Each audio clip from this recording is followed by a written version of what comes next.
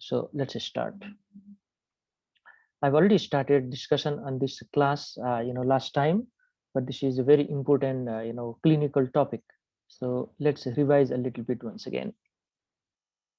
Now, regarding the anorectal abscesses, okay, the two important types of anorectal abscesses are perianal abscess and ischiorectal abscess. Perianal and ischiorectal. Now, some other types of abscesses are also there, but they are less common. And in 60% of the cases, E. coli, okay, is the causative agent, and in some other, Staphylococcus aureus is the causative agent. Means they, yield the pure culture. Pure culture means only one organism is responsible in these cases. But in other time or some other time, there may be mixed growth, okay, mixed growth, or sometimes even bacteroids or streptococcus or even proteus organism may be isolated. So causative agent may be different one. Now, how the disease start, how the abscess start? It commences or starts as an infection of an anal gland. Anal glands are present in anal canal. Okay, so the disease starts from the infection of those anal gland. That is the most common way. Second one is the penetration of the rectal wall by some foreign body, by some foreign body. There may be fish bone, okay, or sometimes even the hematogenous infection from somewhere else, just like the hematogenous infection occurs in other organ also. The similar type of things can occur here, and sometimes the boil is called furuncle, which is extended from the skin deeper inside. That can also happen. And a bit rarely, inflammatory bowel disease like Crohn's disease can also lead to rectal abscess or anal abscess. And sometimes the local neoplasm can also lead to that. Remember, Crohn's disease is a type of inflammatory bowel disease where there is transmural inflammation. Transmural. What do you mean by transmural? Yes. What is that? Sir, whole thickness of the wall involved. Exactly. Whole thickness of the bowel wall is involved there. Very good. So that's why there is a chance, because microorganism can migrate outside or inside. Similarly, patients with immunocompromised condition like diabetes, AIDS, okay, nephrotic syndrome if they are taking corticosteroid, or any other patient who are taking corticosteroid for a longer duration, malnutrition, all of these are important causes of immunocompromised situation. They can be vulnerable. Now, these are the four main varieties, but I already told you the top two are the most common one, perianal and ischiorectal. Others are a bit rare, or they can be discussed as an extension of these abscesses itself, like submucous and pelvirectal. Now, see here, look at this picture, then it is very clear for us. Here is the anal canal, okay, and there is a rectum. This is anal canal. So perianal is these abscesses. Perianal. This is ischiorectal. Ischioanal is the another term. Ischiorectal or ischioanal, we can say. This is pelvirectal. Pelvirectal. Okay. And submucous is right below the mucous membrane. So these are the different types of abscesses. But sometimes they may extend with each other. Now another picture which is very easy to understand. See this is ischiorectal abscess, because this area is a big one, so there is a chance of higher or big size abscess. This is perianal abscesses, and they may communicate with the inner part of the anal canal. And sometimes what happens, if they burst or rupture on their own, they can form fistula in ano. And we have discussed this thing in fistula of ano topic. The most common cause of fistula in ano is rupture of these abscesses or complication of the abscess. This is how fistulous tract forms here. The perianal abscess usually occurs because of the infection of perianal gland. And there are about 10 to 15 of these perianal gland presents between the internal and external anal sphincter. Now, internal anal sphincter is a smooth muscle structure, whereas external anal sphincter is skeletal muscle structure. We already know that. Now, when we talk about the anatomy of anal canal, there is one watershed line, okay, which is called watershed line, which is known as dentate line. Now, why the term watershed? Because everything is different above that line and below that line. Blood supply is different, okay, nerve supply is different, then epithelium is different, venous drainage is different. So that line is called dentate line, also known as pectinate line.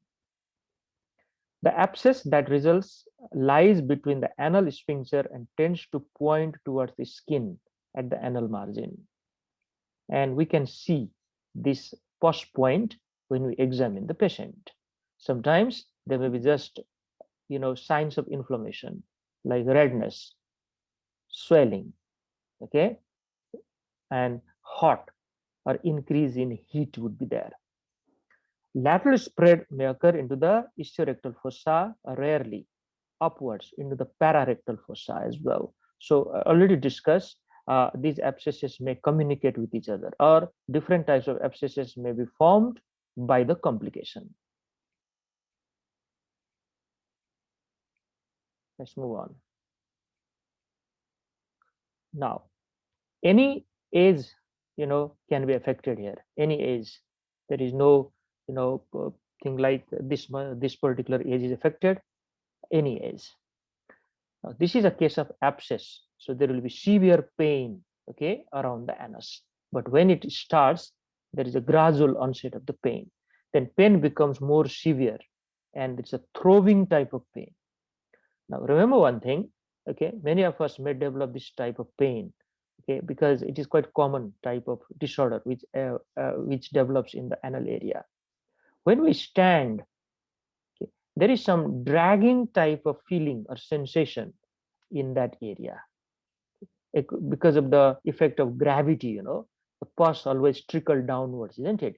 And it gives some dragging feeling or sensation there, and there's a constant throbbing type of pain. Patient cannot sit with this disorder. The sitting is very painful, so they may elevate that particular buttock and sit on the other side, and this is called pathognomonic features of this condition. See here, okay, this is the pathognomonic feature of the condition. If you see patient carefully, you can easily diagnose perianal abscess because of this single point. On examination, the abscess may be seen deep in the skin next to the anus. There is localized tenderness and swelling. These are the features of inflammation. And if you do proctoscopic examination, there may be pus discharge from the abscess. If it is already ruptured, or sometimes you don't see it if it is not ruptured also. But pus points are very easy to visible. See there, look at a few of the picture here. This is without doubt, okay, no one can miss this type of clinical condition. See here, there is a big pus point, there is a massive swelling, there is redness, all the features of inflammations are present. So when this patient sit, the patient avoids sitting on this side of the buttock. Patient will use another side of the buttock and then sit. This is a pathognomonic feature. Now see there, it is already extended on the other side also.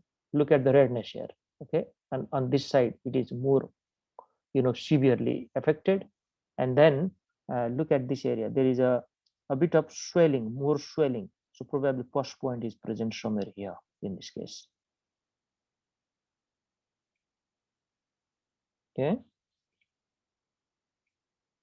now see this, another one, there is a rupture of the abscess already, so there is a thick yellow, a bit of greenish yellow type of pus is discharged.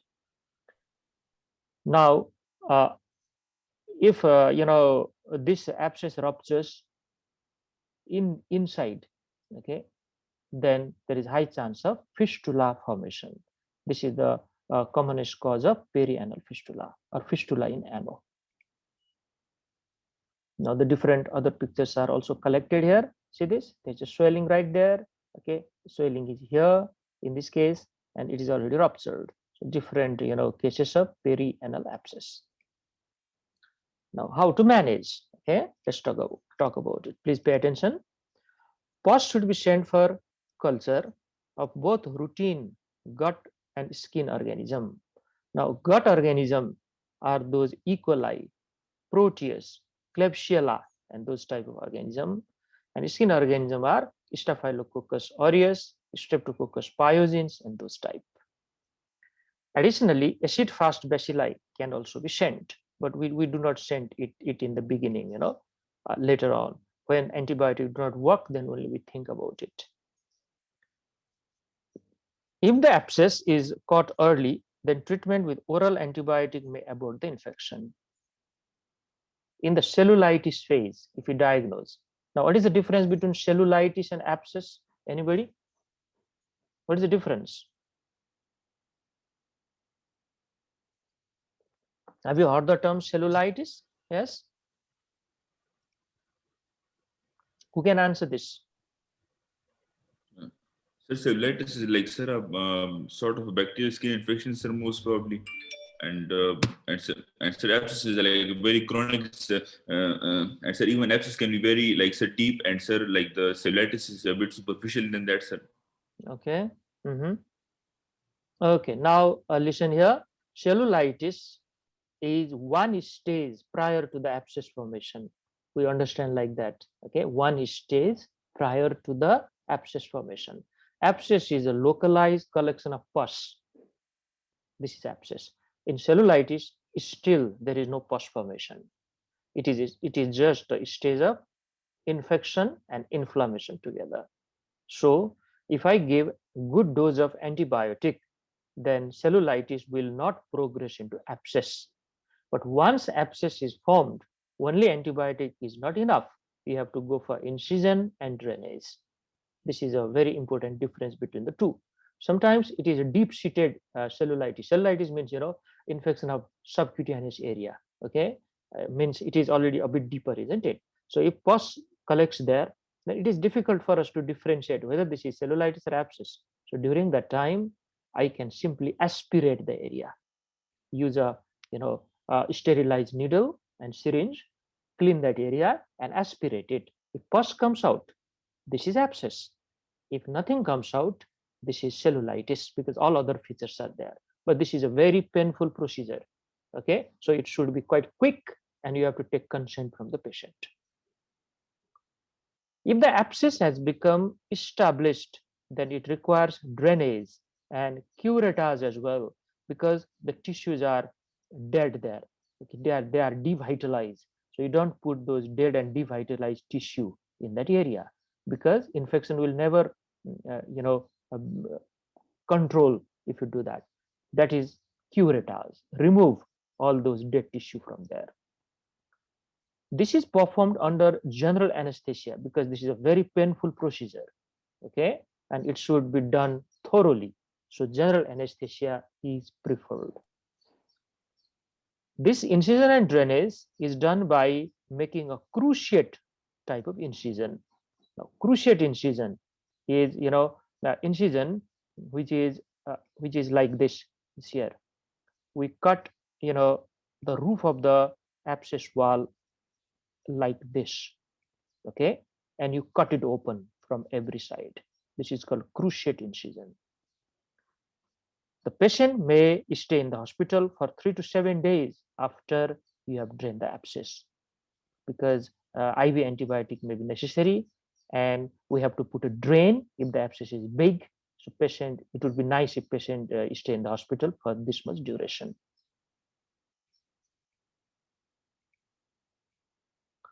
Now, let's talk a little bit about ischiorectal abscess. Now, see that. Commonly, this ischiorectal abscess is an extension laterally through the external sphincter muscle, okay, of a low intermuscular anal abscess. So actually, it is one of the complications of perianal abscess itself. Perianal abscess may extend laterally to the ischiorectal fossa and ischiorectal abscesses is developed. Rarely, the infection is either lymphatic or bloodborne also. So these are some other way of abscess formation. Okay, lymphatic spread or hematogenous spread means infection has reached that area from somewhere else. There's a lot of fat in the ischiorectal fossa. So the fat which is present there, okay, is poorly vascularized. So it is vulnerable for the infection there. The ischiorectal fossa communicate with that of the opposite side via the post-sphincteric space. And if an ischiorectal abscess is not evacuated early, involvement of the contralateral fossa is also not uncommon. Means one-sided infection can result in other-sided infection also, because there is a communication between the two ischiorectal fossa of either side. Okay, and that communication is via the post-sphincteric space. Means backside of the sphincter, there is a connection. So infection can easily spread to the other side. Ischiorectal abscesses are bigger than the perianal abscess because of the larger fossa, and they give rise to tender and brawny induration. Okay, this brawny induration is the typical, appearance of that abscess there. And when we feel there, it feels like there is an edematous area. It feels a little bit harder there. Constitutional symptoms are severe.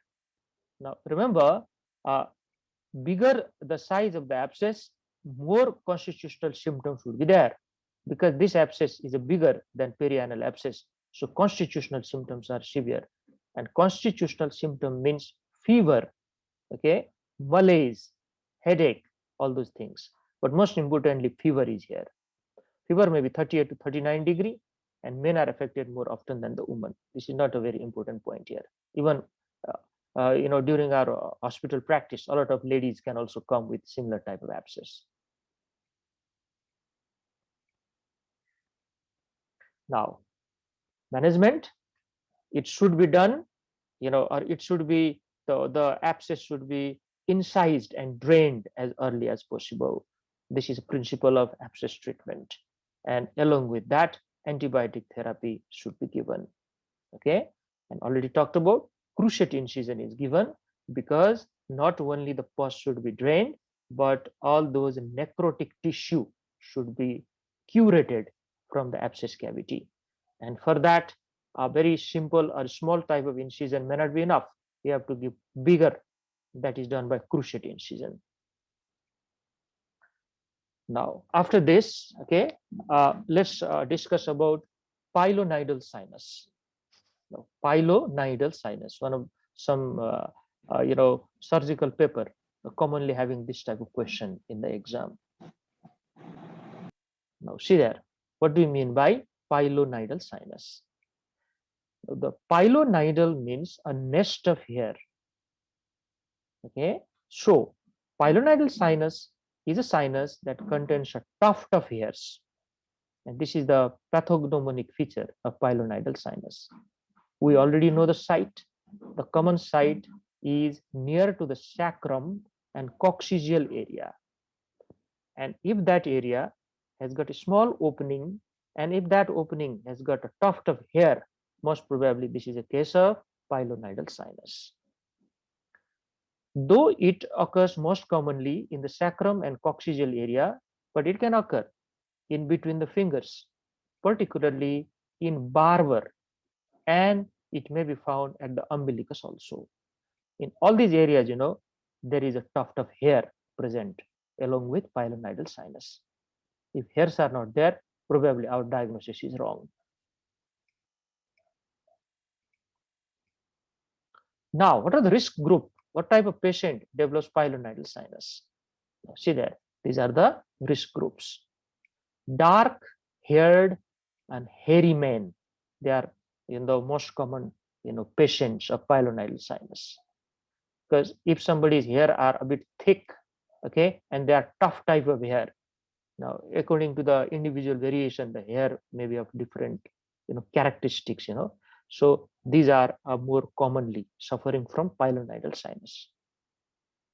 Hairdressers, okay, especially men's hairdresser, they often get pilonidal sinus in the wave between the finger. Again, because of the constant presence of the hair, and especially if these hair are tough, they may enter inside the wave between the finger, and they may result in sinus formation. Farmers may develop pilonidal sinus in their skin wave as a result of implanted hair from the farm animals. So again, associated with hair, pilonidal sinus. What is the pathogenesis? Why this sinus develop? The vast majority of pilonidal sinus are acquired anomaly. They are not usually congenital. They develop at the onset of puberty. Now, there is a reason why they occur at the onset of puberty. Remember, before puberty, most of us are having hair, but these hairs are quite soft. Okay, these hairs are quite soft. These are called vellus hair, vellus.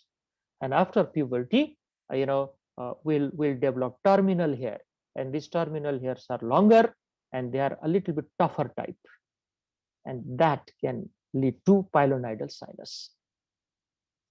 A folliculitis ensues first, and abscess extend down into the subcutaneous fat. Okay, and this can result in sinus. Now remember, sinus is a blind tract. It has got only one opening. Another opening is not there. Okay, if openings are present on both ends, we call that fistula. It's no more sinus. Tracts form out of the cavity in the direction of the neighboring hair growth, and in over 90% of the cases towards the patient head. Okay, means the tract is formed in that direction. Hairs are sucked or drilled into the cavity as a result of friction with the movement of the buttock. And this is very common in hairy person because they are having a lot of hair in that region. So because of constant friction, the hairs are drilled into the cavity, and it usually start with a small type of inflammation called folliculitis. Now, folliculitis is the inflammation of hair follicle, and that hair follicle is deeper. So the infection may go deeper, and then it will help in the formation of sinus. These hair then provoke a foreign body reaction and infection again. About 75% of the patient of pilonidal sinuses are men. They are men because their hairs are a bit tougher than the female. That's the reason. Okay. Women who develop pilonidal sinus tend to be younger, and patients tend to be hairy, and they are often obese. Now, without hair, pilonidal sinus cannot occur. Remember that. Other type of sinuses may occur in the patient, but we don't call that pilonidal sinus. It has to have hair inside. So most of our patient would be hairy, and they would be obese as well. Obese patients, they have a more type of friction when they sit in the buttock area. So probably that is responsible.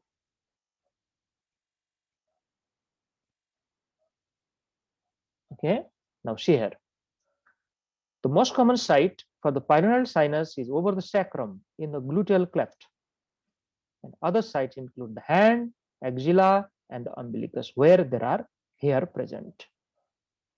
The gluteal cleft, or you can easily say on the sacral area, on the back side, is the most common site. Patient usually complains of recurrent episodes of pain or sepsis. See this, recurrent episodes of pain or sepsis. Now, why is that? Why these recurrent episodes of sepsis or infection occur there? Any reason? Why?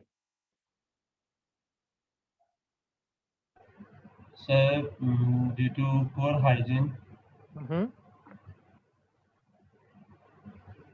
Because of poor hygiene and because of foreign body. Remember, these hairs act like a foreign body, isn't it? These hairs act like a foreign body inside the sinus, tract. So there is a foreign body reaction, okay, and that can cause inflammation, and that can easily attract the infection.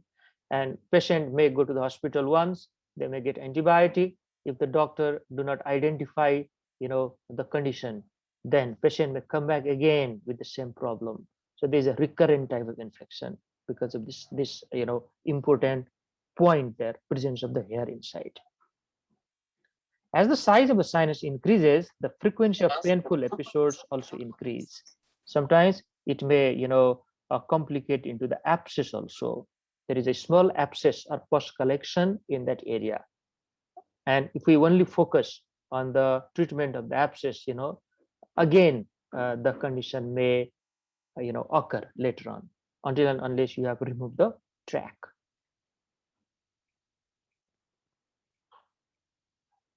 Look at some of the picture here, okay? All of you, please see on your screen.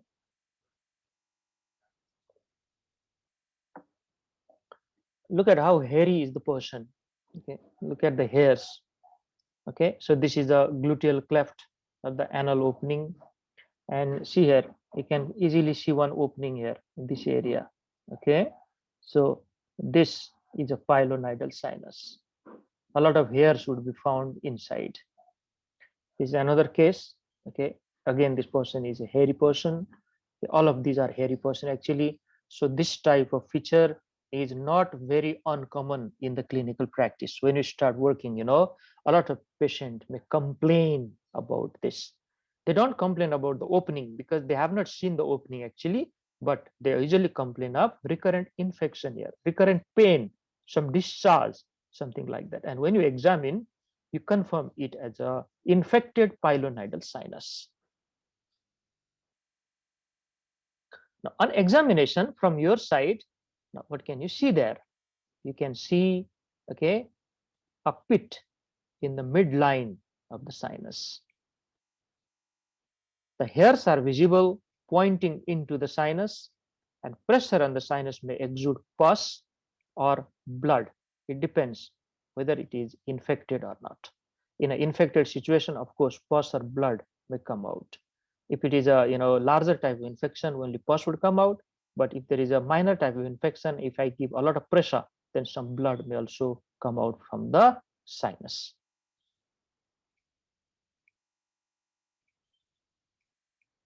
Okay. Now see there, this is another picture I've collected from the internet site. Here is the pilonidal sinus, very clear cut case. This is an anal opening or a gluteal cleft, you can say. Here is a sinus tract, pilonidal sinus. Now, how to manage it? If the pilonidal sinus is small, then we may just need to treat that infection with antibiotic. Okay, small type of sinus with the infection, we can give antibiotic treatment for the time being. If the sinus develops into an acutely inflamed abscess, then it will require incision and drainage, the proper incision and drainage. Now, this is not the permanent treatment though. Okay, regarding the permanent type of treatment, you need to do the excision of the sinus tract. And before that, we need to know how far the sinus tract is extended. Okay, then for that purpose, methylene blue is injected into the sinus to color all the tract. The nozzle of the syringe being pressed against the opening to obtain some pressure, and then you push the methylene blue into the sinus tract, and it will go into the sinus tract well. Okay, and that will really help us during the surgery.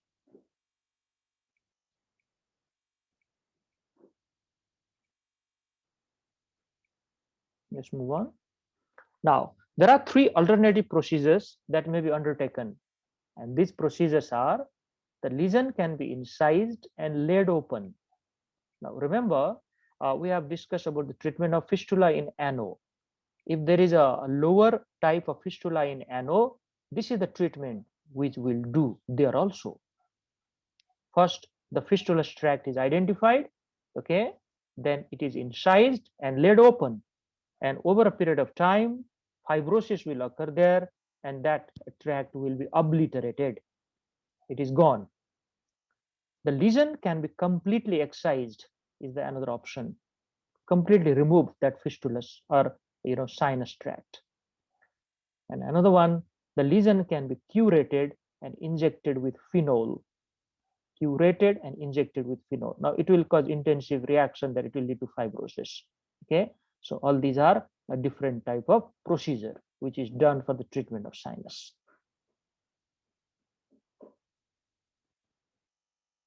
Now some of the pictures of the surgery. See here, this is okay. Well, the methylene blue. Okay, the marker is shown here, and then these are the different types of surgery done. Okay, and see after that they have suture it back. So there is a long type of tract which is present in the patient. Long tract.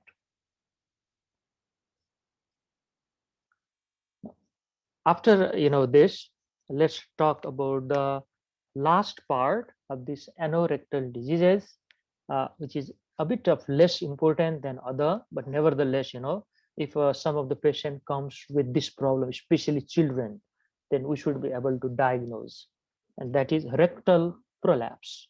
Now, rectal prolapse means, what is prolapse first? What do you mean by prolapse? Yes.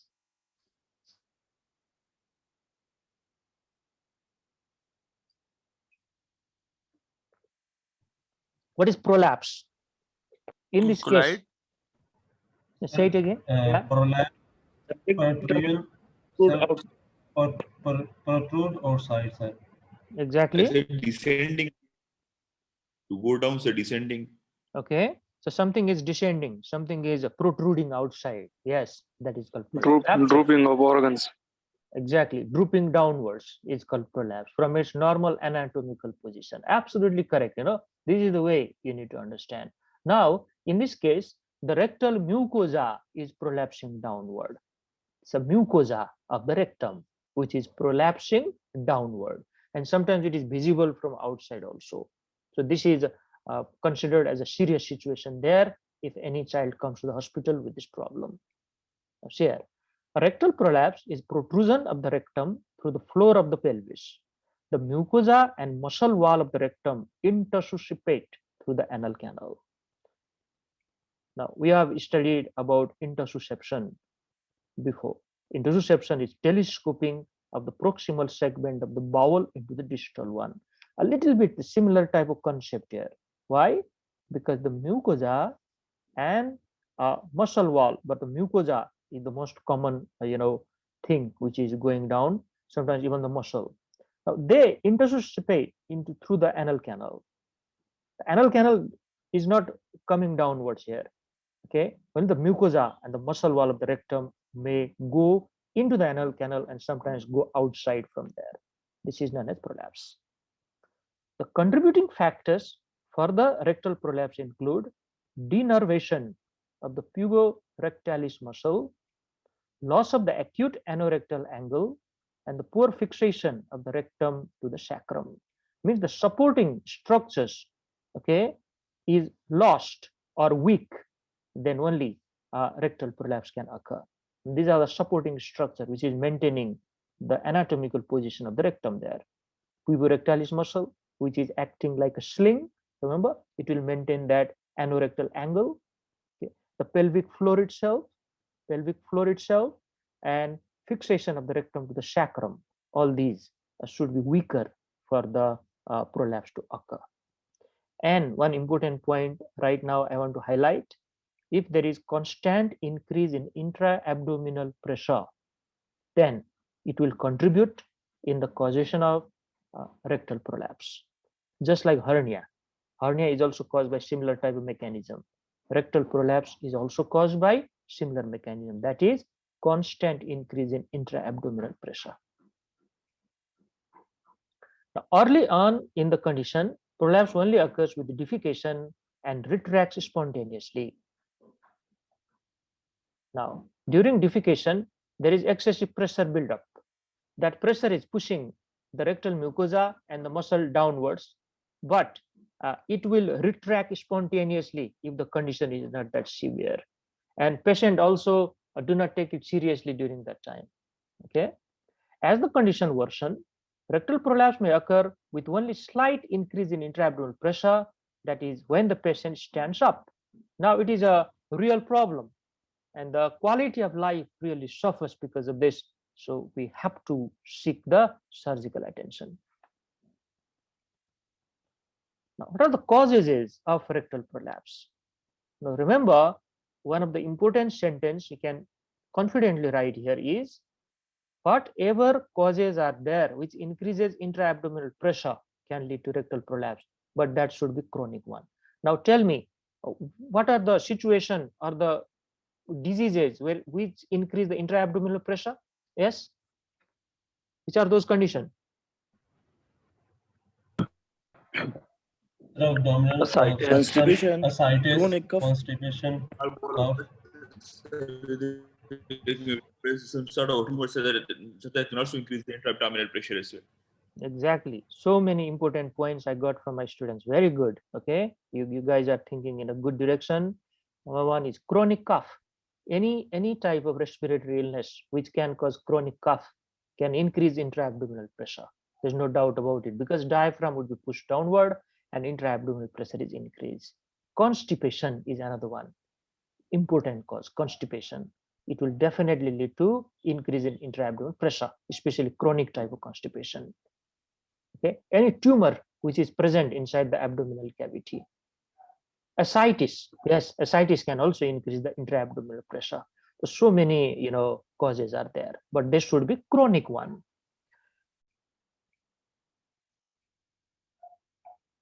Now we're talking about the causes of rectal prolapse, and I told you before the break the most important cause is raised intra-abdominal pressure for a longer duration, and those causes can be chronic cough in the elderly population.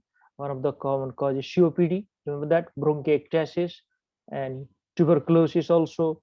A lot of these may be there. In children, whooping cough is very important one.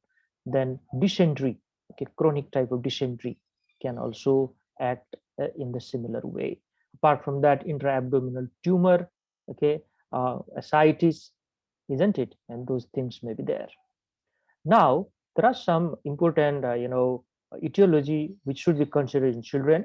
They are cystic fibrosis and celiac disease, but how they lead to rectal prolapse is very poorly understood. Okay, some of the association may be in cystic fibrosis, you know, uh, in the very early age, especially in small babies, there is failure to pass meconium because everything is every secretion is thick in cystic fibrosis. This is a genetic disease which mainly affect the exocrine glands. And how you diagnose cystic fibrosis? Can you tell me one important investigation to diagnose cystic fibrosis? Yes, anybody? Excessive sweating and high level of the chlorine at the sweating, sir. Very good. Okay, excellent. Excessive sweat chloride. Excessive chloride or sodium chloride present in the sweat, that will give us the diagnosis of cystic fibrosis. Cystic fibrosis can affect lung and pancreas very commonly. So over a period of time, after it damages pancreas, that person will develop malabsorption because exocrine pancreas is very much essential for the digestion and absorption of the food. That cannot happen, so the person can uh, uh, lead to this condition may lead to chronic diarrhea.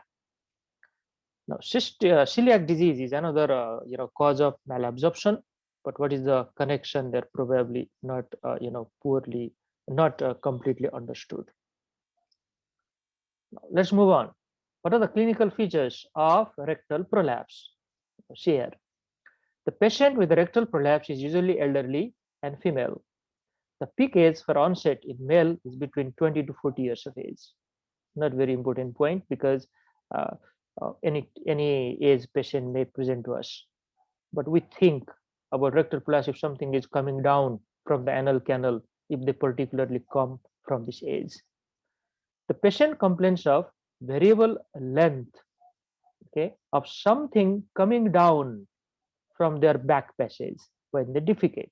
This is how they complain to the doctor. If we ask, what's wrong with you? Why have you come to the hospital? What is your main problem? They may say, when I go to toilet, when I strain, something come down from the anus. This is the most common presentation. It causes profuse discharge of the mucus, which soils the patient's undercloth. This is another problem of rectal prolapse, because the mucosa is prolapsing downward, and sometimes along with the mucosa, the whole all layers of the rectum will be prolapsed downward. So it can result in profuse discharge of the mucus. So that area is all the time wet. There may also be rectal bleeding because of the trauma. Now let's see some of the pictures, and it will be very clear to you. See here, this is the mucosal type of rectal prolapse. Just the mucosa is coming downward. Okay, this is another one. Only the mucosa is coming out, but it is coming out. It is prolapsing out. So already a serious problem. Now see here, this is a full rectal prolapse. See this? I can see the muscle also, and in inner part maybe the mucosa. Another one, full rectal prolapse. This is the third picture. And if a patient has this type of problem, then whole quality of life would be a a serious thing, isn't it? A patient cannot sit properly. Patient's undergarments are wet all the time because of profuse mucus discharge, and they will isolate themselves, thinking that other people know what I am having it. So that type of thinking may come in the patient, and they will isolate themselves inside the home. Now let's talk about it. Some other clinical features, how the patient present. As the condition become more advanced, the prolapse may come down more readily. The patient may find it impossible to get outside the house and may become socially isolated, because they shy, uh, from this information that other people may know about it. On examination, the prolapse will appear when the patient is strained. Okay, so the patient is strained, it easily comes out. Now, if it is not coming out, if it is still inside when the when you are examining that patient, now see that there is one important feature here. High in the rectum, when we are doing sigmoidoscopic exam, toilet paper may be sited there, and these toilet papers are used to push back that prolapse rectum, and this is done by the patient every time when they are done with toileting. Okay, so during straining, the prolapse rectum would come out, and they will use the toilet paper to push it back. So when you are examining, and if there is no prolapse at that time, but when you do sigmoidoscopy, you can see this toilet paper high up in the rectum. This is a very accurate indicator of prolapse, as the paper was used to replace the apex of the prolapse. So this is the evidence for us.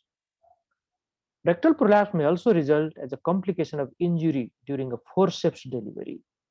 Okay, forceps delivery, remember, sometimes may damage the pelvic floor. Okay, because the baby can be quickly pulled outside. So there is suddenly transmission of large amount of pressure or force that can damage the pelvic floor. And if pelvic floors are weak, rectal prolapse can occur. Let's move on. Now, what are the investigation you like to do to confirm the diagnosis? If it is a prolapse outside, and if you see that you don't need any other investigation, it is a confirmatory just by the look. But sometimes what happens, patient just complain, and during that time of examination nothing is coming out, so we need to do certain investigation, and these are sigmoidoscopy. Just now we discussed about it. Sigmoidoscopy is the endoscopic examination of the sigmoid colon, and it may show lavatory paper or tissue paper high up in the rectum. And traumatic proctitis may be revealed because of repeated replacement or pushing back of the rectum. Inflammation has occurred, and that is known as proctitis. Inflammation of the rectum, proctitis. and that is caused by the trauma. Another test you can do is proctoscopy. The prolapse will be seen to fill the lumen. So proctoscopy is the examination of the rectum itself. The third important type of test you can do is measurement of the pressure there. That is known as anorectal manometry. Okay, this will show what is the pressure inside the anal canal and the rectum, and we compare that pressure with the normal control.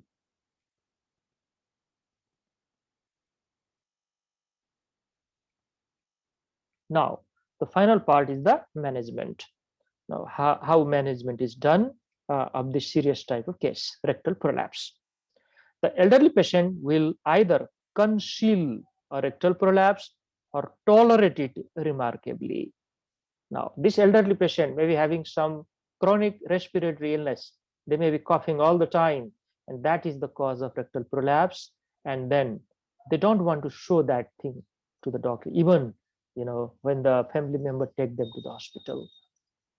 Some patients become accustomed to pushing back the prolapse after defecation and rarely complain about their condition. So they think everything is fine now. When I go to defecate, then only the problem occurs. In other time, the problem won't be there. So they don't even complain. Conservative management is of little benefit here. So main treatment is surgical, but at the same time, a high fiber diet, okay, is given to the patient, but it is also of little help because the problem has progressed to an anatomical defect that will never spontaneously recover. This is not a simple treatment of constipation because of some problem in the pelvic diaphragm or the pelvic floor or the support of the rectum. This has occurred. So only changing the diet may not help the patient, but nevertheless, we of course do it. Constipation is not a good thing in this case. So high fiber diet is given, but this will not completely help the patient. Other forms of conservative management include stool softener and perineal exercises. Now, the surgical management is the most important one, isn't it? So what type of surgical treatment we are going to do here? The usual operation for a rectal prolapse is designed to secure the rectum in the abdominal cavity of the pelvis so that it will not come down. We secure it there. Okay, and these are mainly done by two important procedures. These are Wells operation and Ripstein rectoplexy. Wells operation and Ripstein rectoplexy. So these are the name of the surgery, and these are done through abdominal approach. Now, a little bit about Wells operation. Nobody is going to ask you in detail, but just to understand ourselves what they are doing here. Wells operation, this involves suturing a sheet of synthetic evolone. This is polyvinyl alcohol material, okay, in the form of sponge in the sacral cavity, and after it has been wrapped 2/3 of the way around the rectum. So what they are doing here, okay, suturing a sheet of synthetic evolone sponge, wrapping 2/3 of the way around the rectum, and attaching it to the sacral cavity. So this is known as Wells operation. The sponge provokes an intensive fibrotic reaction, and that fibrosis, which is occurring after that, inflammation, serves to hold the rectum in place, and it will take time. It is not an immediate type of treatment procedure. That inflammation takes time, and after a few weeks, okay, everything will be all right. The rectum is attached to the place. This is known as Wells operation. Now, another procedure is Ripstein rectoplexy. This involves using a polyester fabric sling to hitch up the rectum to the sacral promontory. So you can just understand it like this. These polyester slings are used to tie, okay, the rectum up to the sacral promontory. The sacral promontory is a part of the sacrum. Okay, it is present in the first sacral vertebra, sacral promontory. So it is tied there. This operation may serve to improve fecal incontinence. However, if incontinence remains a problem, then a sphincter operation may be required. So uh, it will not allow incontinence to happen. Now, in very old patient who do not want to do any surgery, what is the option? Because sometimes they are not fit for surgery and they don't want surgery also. So you cannot push anyone for the surgery if they don't want. So what is the option? See here, if an abdominal operation is contraindicated, then a subcutaneous circumanal silicone rubber ring may be inserted. You can compare this treatment with the uterovaginal prolapse in case of female. In gynecology, we will talk about this later on, uterine prolapse. And in very old lady, when they are not fit for surgery, or when they deny surgery or don't want to go for surgery, then a pessary is inserted. That is a rubber ring which will hold the structure there. It's the same type of treatment here also. Another way is a Delorme's operation. Okay, what do you mean by that? Delorme's operation is a successful alternative in the elderly individual. In them, the mucosa overlying the prolapse is stripped away from the underlying muscle, and the muscle is longitudinally plicated. Okay, means plicated means sutured. Okay, they are longitudinally sutured with each other. So with absorbable suture, the upper mucosal surface is then drawn down the anus. So after that, after the longitudinal plication of the muscle, the upper mucosal surface, which you have not removed, is drawn down to the anus and they are sutured again. So this is known as Delorme's operation. It's not a bigger surgery than the which we have discussed before. So it can be done even in the elderly people. Now the last part, what complication can happen in case of rectal prolapse? The first one is irreducibility. The patient is trying to push it back, but it is not going inside. Okay, and if it remains outside all the time, remember there is high chance of trauma, there is high chance of infection, and that patient is socially isolated. Ulceration, quite common, especially if it is not reducing inside. Bleeding is common. Strangulation may occur, that is ischemia of that prolapse part, and even perforation of the bowel may happen. So these are some of the complications of rectal prolapse.